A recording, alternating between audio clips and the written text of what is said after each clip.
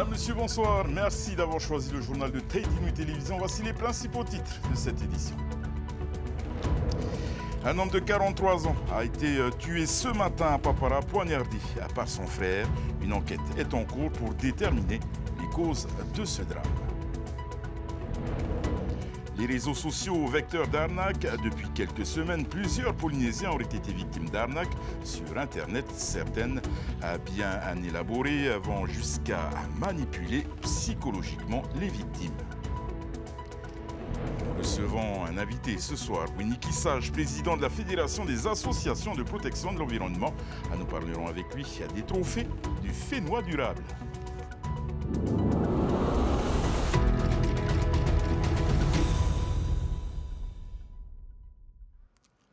Une rixe a tourné au drame ce matin du côté de Papara. Un homme est décédé après avoir reçu 8 coups de couteau assénés par son frère. Plus de détails avec Rarhoumaha, Heimanu Manutei et Julien Noutautou. Oui, Davidson, c'est ici dans le quartier Luki, pas très loin de l'abattoir dans la commune de Papara qu'un incident s'est produit. Ce matin, aux alentours de 7h à 8h, un homme a été poignardé par son propre frère sur le lieu de domicile. Les pompiers ont été les premiers à être dépêchés sur place. Ça a été pas vraiment facile pour nous. À notre arrivée sur place, on ne s'attendait pas qu'on intervenait vraiment pour une intervention à arme blanche, parce que l'appel qu'on avait reçu, c'est une personne qui a poignardé son frère et si on pouvait emmener une ambulance. Donc à notre arrivée, c'est le présumé même qui nous a accueillis avec plein de sang. Donc voilà, on est arrivé, on a fait ce qu'on a fait. Les pompiers de la commune sont arrivés rapidement sur les lieux du drame, le quartier Luki de Papara. Malgré les massages cardiaques prodigués, la victime des coups de couteau, 43 ans, a succombé à ses blessures. Des techniciens en identification criminelle de la gendarmerie ont également été dépêchés à Papara. Une enquête a été ouverte. Les personnes âgées et les familles en difficulté financière sont leurs cibles privilégiées. Les cyberarnaqueurs sévissent au Fénois et leur mode opératoire se perfectionne. Difficile de connaître l'ampleur de cette menace sur le territoire et même d'y faire face. Nous avons tenté d'y voir plus clair dans ce reportage d'Emma Mathieu. Le schéma est presque systématiquement le même, une promesse d'héritage ou d'argent facile en échange d'un virement de quelques milliers de francs pour soi-disant débloquer certains leviers juridiques. Les arnaques sont minutieusement orchestrées. Certains de nos élus locaux voient les victimes de ces arnaques défiler dans leurs bureaux. Ils sont unis mais démunis face à ce fléau qui se répand aux Fénois. Au niveau légal, qu'est-ce qu'on pourrait faire? Ça, c'est compliqué parce que les arnaqueurs sont doués, il faut le dire. C'est difficile de faire un cadre unique pour interdire quoi? Interdire les virements, interdire les échanges WhatsApp. Enfin voilà, on est dans une liberté de communication. Et en fait, ce qu'on peut faire, c'est informer les gens en leur disant attention, méfiez-vous, allez voir votre banquier, enfin quelqu'un de sérieux, ou venez nous voir à l'Assemblée pour nous demander un éclairage. Mais ne vous lancez pas là-dedans, ne virez aucune somme d'argent à qui que ce soit tant que vous n'avez pas la certitude qu'il ne s'agit pas d'une arnaque. L'une des avancées envisagées est l'adoption d'une loi qui rendra obligatoire l'identification des acheteurs de cartes téléphoniques prépayées, un outil largement utilisé par les arnaqueurs. Au-delà des appels et messages que vous pouvez recevoir, ne vous laissez pas berner par des offres de prêts non remboursables ou offres de crypto-monnaies qui circulent sur les réseaux sociaux.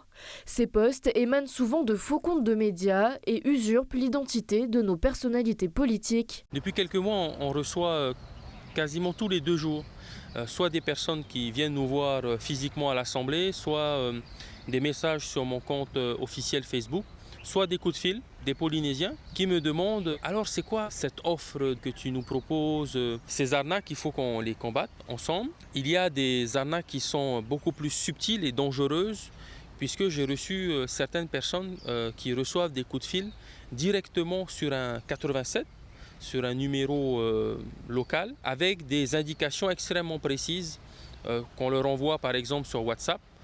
Ils doivent se rendre à un bureau de poste, ils vont recevoir un colis soit une carte bancaire, soit un héritage. Difficile de connaître l'ampleur exacte de ces arnaques en Polynésie, car très peu de victimes portent plainte.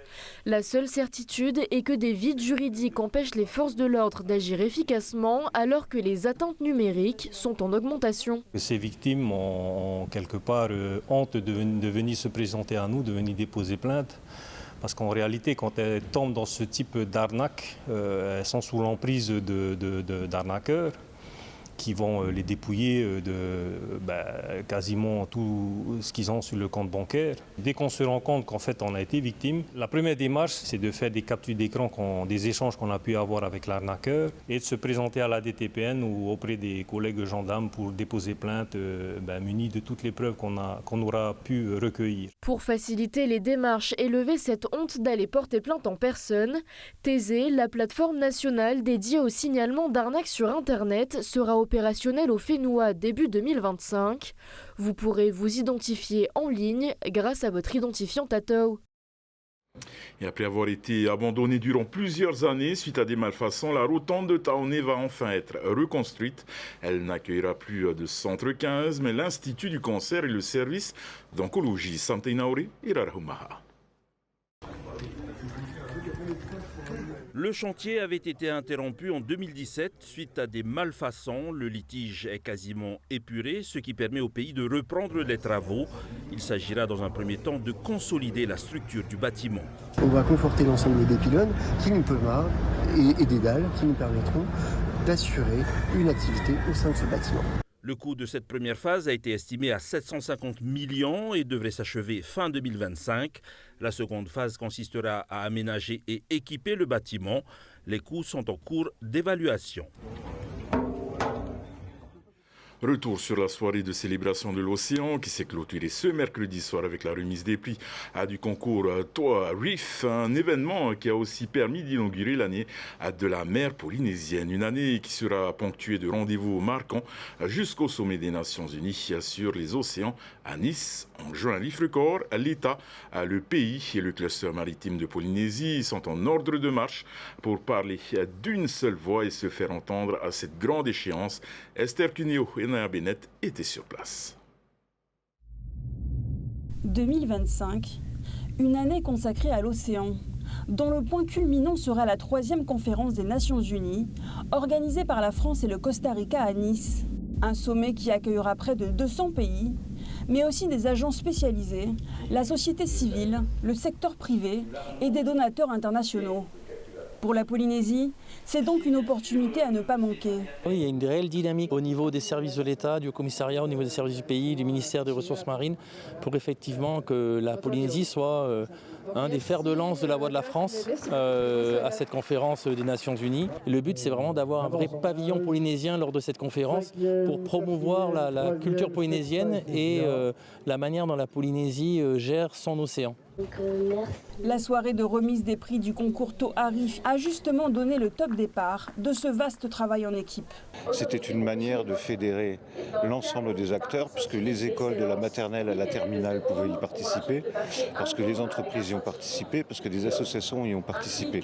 La première chose qu'on attend de la conférence des océans, c'est des solutions, bien évidemment. Mais on attend aussi une solidarité de l'ensemble des pays du monde, parce que la Polynésie ne pourra pas résoudre seule ces problèmes de biodiversité et de réchauffement climatique. Et donc nous attendons une mobilisation de tous les États de l'ONU pour nous aider à préserver notre modèle.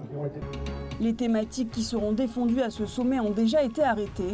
Au-delà de la coopération scientifique et de l'acquisition de connaissances sur les grands fonds marins, la délégation polynésienne compte bien promouvoir son modèle de protection, mais aussi montrer sa capacité à développer des énergies marines renouvelables. Le modèle polynésien, finalement, c'est le mana qui nous a été transmis par les Tupuna. Et cette façon de vivre qui nous a été léguée, qu'on a parfois oublié, qu'il faut à chaque fois rappeler, qu'il faut adapter aux techniques modernes. On l'a vu aujourd'hui, on peut utiliser l'intelligence artificielle pour préserver nos récifs coralliens. Il faut mêler tout ça et ne pas opposer les traditions et la modernité. Prochain rendez-vous marquant pour les océans, le séminaire des gardes-côtes du Pacifique qui doit se tenir début décembre. Et nous recevons à présent Winnie Sage avec qui nous aborderons une autre cérémonie, celle des trophées du Fénois durable. Winnie Yorana. Yorana. Alors, chaque année, la FAPE lance un concours d'initiatives pour mieux protéger et préserver l'environnement.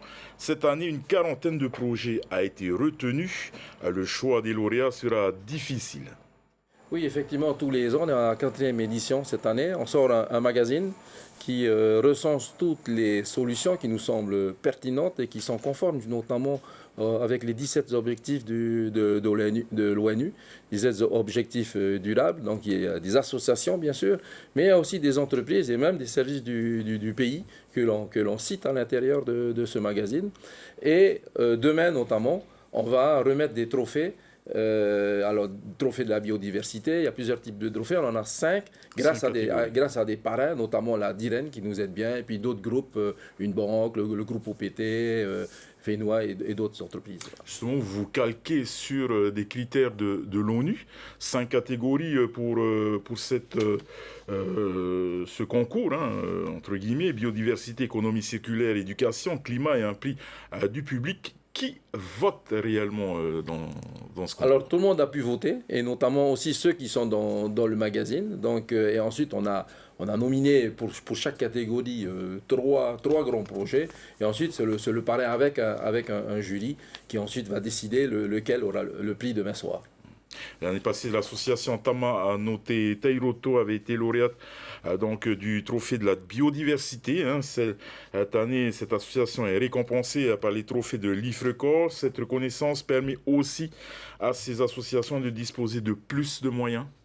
Oui, alors nous on est très fiers parce qu'on les soutient depuis le début et c'est un exemple de jeunes diplômés qui connaissent ce domaine-là et qui ont découvert des choses dans l'océan et qui sont en train d'en faire, d'essayer de démontrer que sur toute la planète, effectivement, il y a des cycles.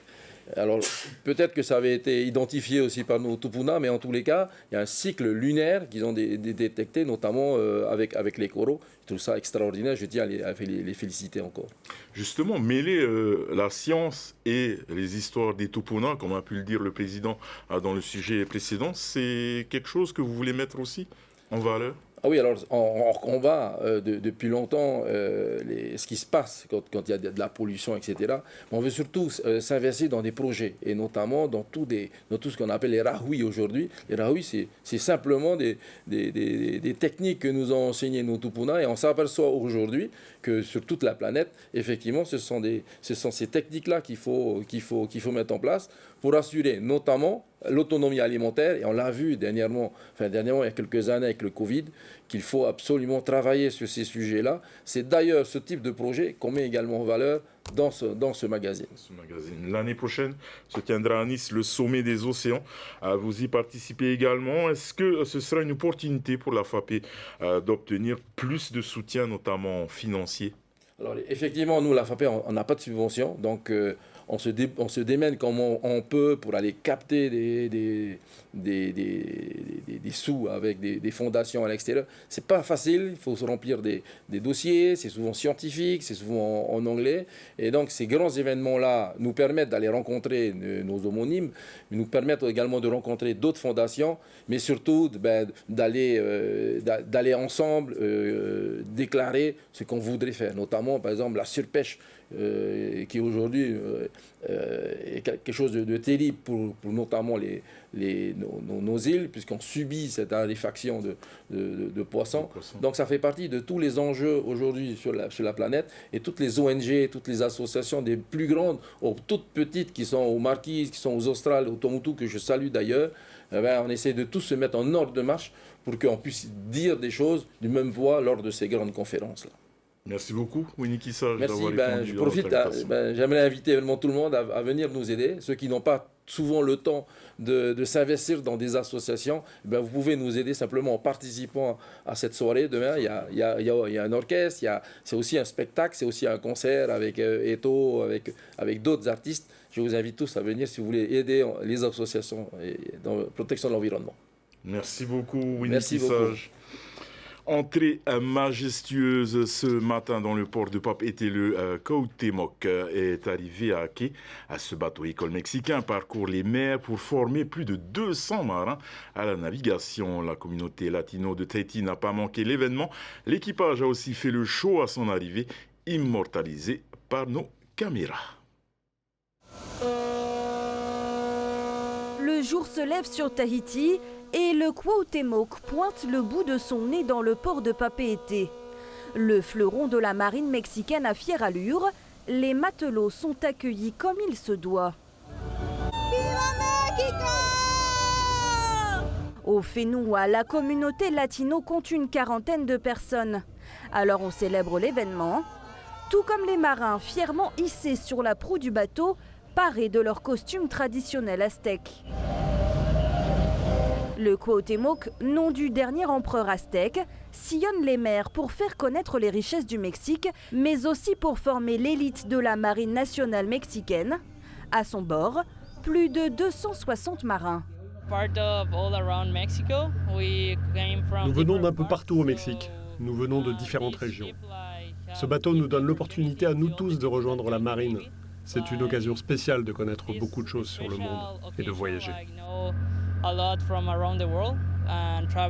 Le Cuauhtémoc compte 53 femmes. Des femmes qui ont fière allure dans leurs costumes. Et c'est à coups de sifflet qu'elles ordonnent la montée des mâts. Un exercice difficile qu'elles sont fières de pouvoir réaliser. Je me sens fière parce que je fais les mêmes choses que les hommes à bord. Actuellement, par exemple, je monte tout en haut parce que je suis petite, mais je le fais. Je monte et je n'ai pas peur. J'ai des mains de travailleur.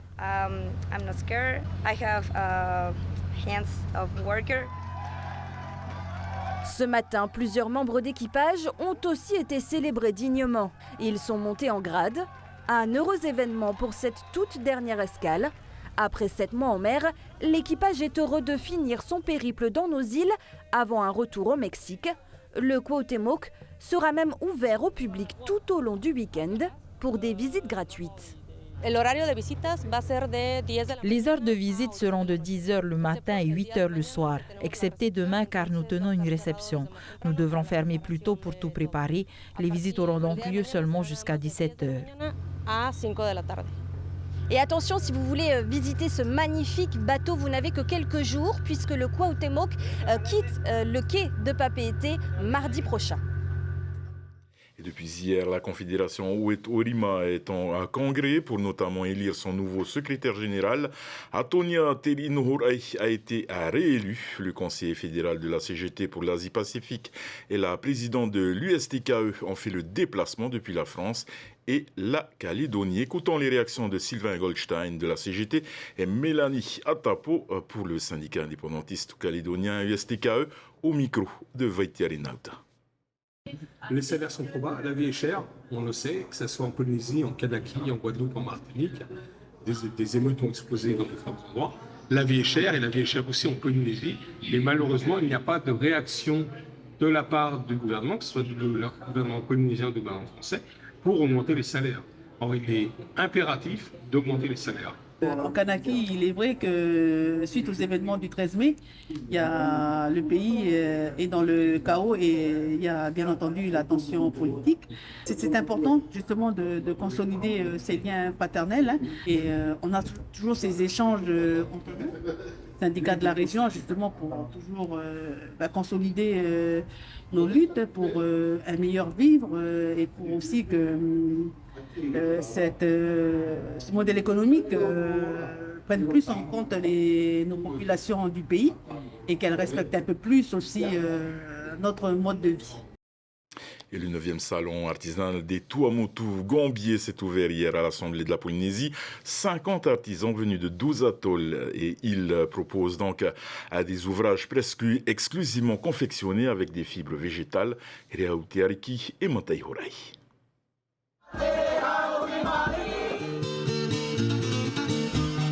Des fibres naturelles comme le pandanus et le coco, sublimées par des mains expertes. C'est tout l'art des Tuamotu Gambier qui s'expose dans le hall de l'Assemblée de la Polynésie. Le salon met en lumière ces matériaux bruts transformés en œuvres d'art. Un thème donné pour inspirer, car on a toujours l'habitude de voir les Tuamotu que les coquillages. Et cette fois-ci, j'ai voulu qu'il rajoute quelque chose d'autre, à part les coquillages, à part aussi les miki-miki. Donc il y a les fibres aussi qui poussent bien au Tuamotu.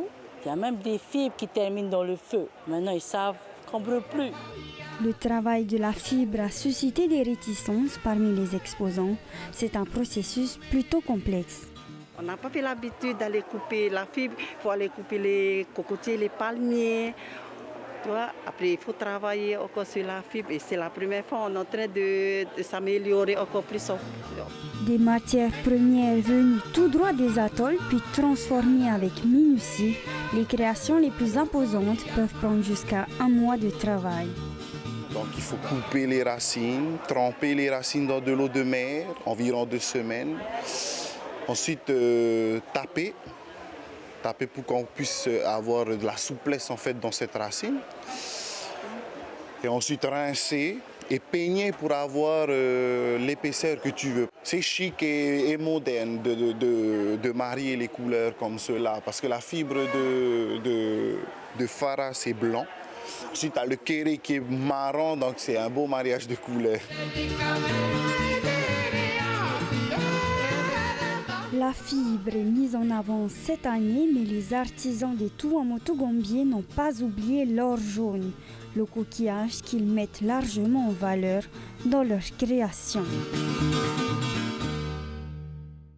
Et avant de nous quitter, cette information, demain, à partir de 10h sur Tahitinu Télévision, ne manquez pas le match de rugby France All Blacks, donc à partir de 10h. Voilà, c'est la fin de notre édition. Au nom de toute l'équipe qui a préparé ce journal, merci de nous faire confiance. Excellente soirée sur Tahitinu Télévision et à demain. Retrouvez ce journal en replay sur notre site internet et notre application mobile TNTV.